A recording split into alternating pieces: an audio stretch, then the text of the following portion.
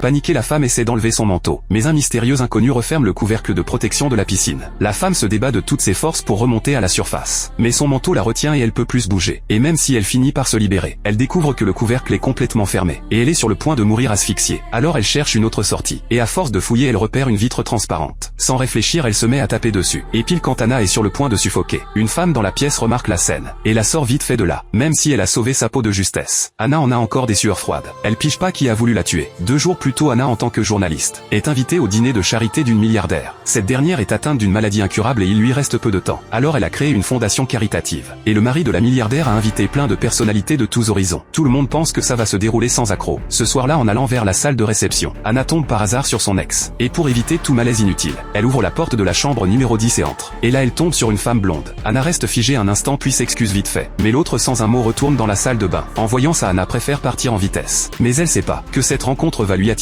une catastrophe. Après le dîner, Anna est invitée dans la chambre de la milliardaire, qui a l'air complètement épuisée, mais lui tend quand même un discours à lire. En voyant le texte, Anna comprend tout d'un coup, et admire grave la décision de la milliardaire. Mais le soir, en dormant, Anna entend d'un coup une dispute bizarre, et alors qu'elle se demande ce qui se passe, un bruit de chute dans l'eau retentit dehors. Anna se précipite au bord du bateau pour voir, et repère vaguement une silhouette à la surface de l'eau. Morte de trouille, elle prévient vite la sécurité du bateau, mais quand ils apprennent que quelqu'un est tombé de la chambre 10, tout le monde fait une drôle de tête, parce que la chambre 10 est inoccupée. Anna comprend vraiment pas. Elle se souvient que la blonde loge dans la chambre 10. Mais le lendemain, en vérifiant la liste, tous les passagers et membres d'équipage sont présents. Il pense qu'Anna a eu des hallucinations. Il se contente de verrouiller la chambre 10 et retourne bosser. Mais Anna est convaincue qu'elle a pas rêvé. Et pile quand elle s'apprête à prendre sa douche, elle voit une silhouette passer dehors. Puis elle repère l'avertissement sur la porte vitrée. Anna se met à transpirer d'un coup. Elle s'habille en vitesse et part à la poursuite. Mais la silhouette a déjà disparu. Et alors qu'elle veut prendre l'air pour se calmer, c'est là que la scène du début se déroule. Quand Anna revient paniquée dans sa chambre, elle repense d'un coup à des coups à la porte. Et c'est la blonde de tout à l'heure. En voyant ça, Anna se lance vite à sa poursuite. L'autre lui dit qu'il est encore temps d'arrêter de fouiner. Mais Anna veut juste connaître la vérité. Et alors que les deux s'engueulent sans lâcher, Anna dans un accès d'énervement lui arrache sa perruque. Et là c'est la milliardaire soi-disant clouée au lit. Puis Anna se fait assommer et enfermer dans une pièce secrète. Et quand elle reprend connaissance, les images dans sa tête s'assemblent enfin. En fait, le cadavre de tout à l'heure c'était la milliardaire. Et la blonde actuelle, c'est juste une doublure engagée par le mari. Il suffit que la signature se fasse demain pour que le mari mette la main sur une fortune colossale. Mais la blonde a de plus en plus de mal avec sa conscience. Et profite de l'escale pour libérer Anna en douce. Très vite le dîner se déroule normalement. Et pile quand le mari croit son plan sur le point de réussir,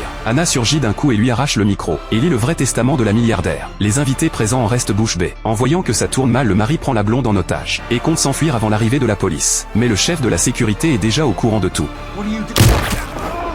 Et à 3 ils font tomber le complot du mari. Au final tout l'héritage est remis à la fondation. Et ce qui attend le mari c'est le jugement de la justice.